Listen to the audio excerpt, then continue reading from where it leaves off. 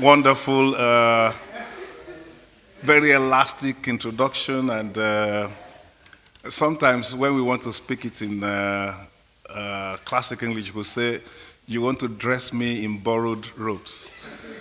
But it's my pleasure to be here, distinguished gentlemen of the press, and truly, this is one constituency that I see as an extension of the customs family. I feel delighted to be here, and I must also express my sincere gratitude to all of you for the kind of reception that's accorded the announcement of my appointment as Acting Controller General of Customs.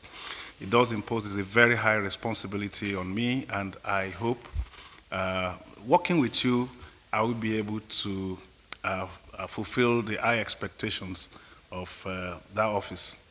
I came around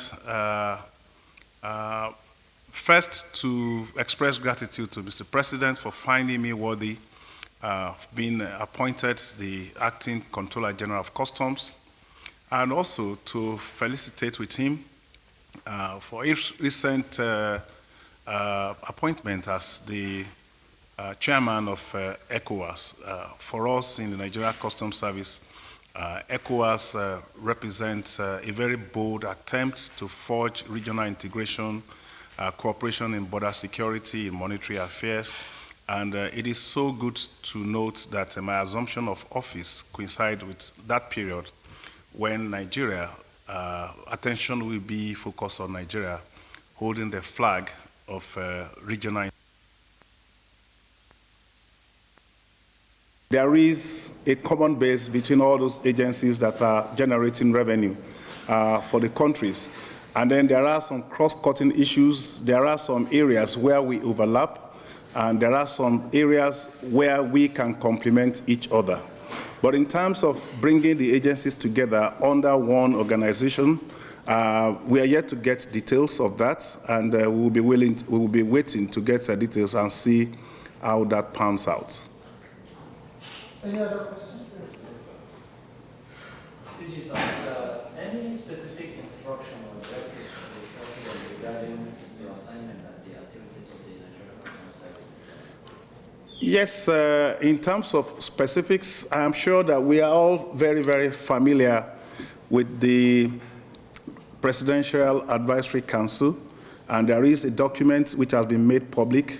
Our discussions centers around aligning the vision of customs, the activities of customs in the short, medium, and long terms with those noble objectives set out in the PAC documents. So we're talking about making our ports user-friendly. We're talking about decongesting the ports.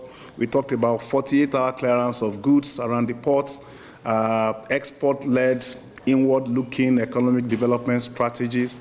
So these are some of the issues that we discussed, and I pledged commitment of the customs to bring out reforms and to collaborate with other agencies of government to achieve some of those objectives stated in the PAC document. With your kind permission, you can take. Excellent. Sorry, okay, my name is Gloria. So you were quoted recently saying that there's still cases of petrol smuggling and that you want to try to curb sabotage of this.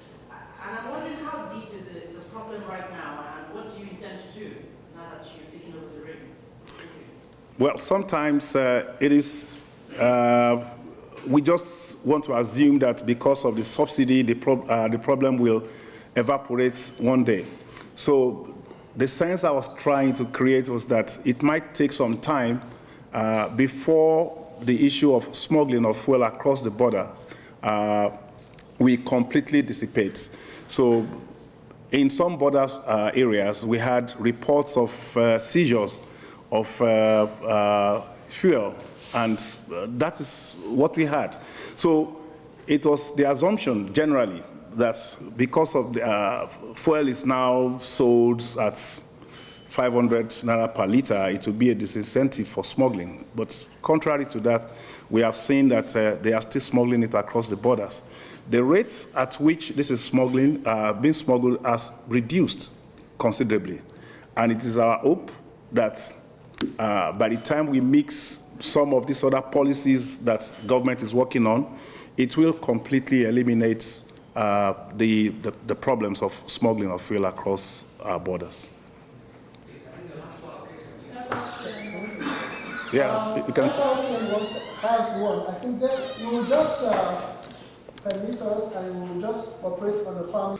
Well, it is not true that all Nigerian borders have been opened. The situation, the status quo ante still existing in the borders. If you remember that the borders were completely shut down 2018 up until 2021, 22, when some selected strategic borders were reopened. That is still the situation as we speak. And this was why we had an ad hoc arrangement of a special unit coordinated by the Office of the NSA to enforce that border closure. But as we speak, about 5 of them have been reopened. 4 were initially reopened and 2 more were opened after that. And that is still the situation. There are ongoing processes to review this situation against the objective of the border closure itself. And the processes are not yet completed. And of course, when the borders are reopened, it's not going to be subject of rumor in any way. I can also tell you that part of my discussions with Mr. President is to actively engage customs administrations across our borders, particularly the strategic ones that we must work and collaborate with for us to achieve common objectives of border security and regional integration.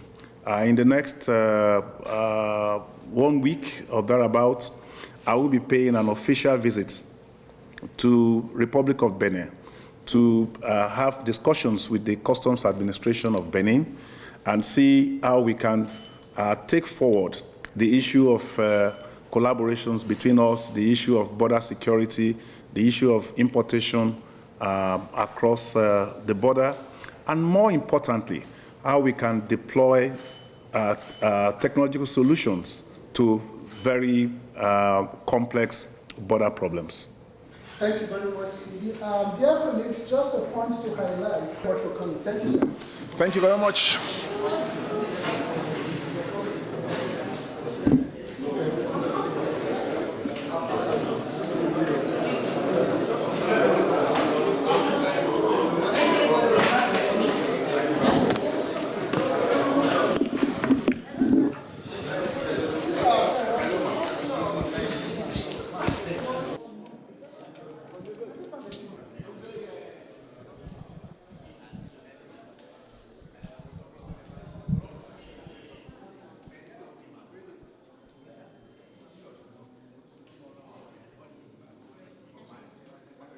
ẹ má kọjá o.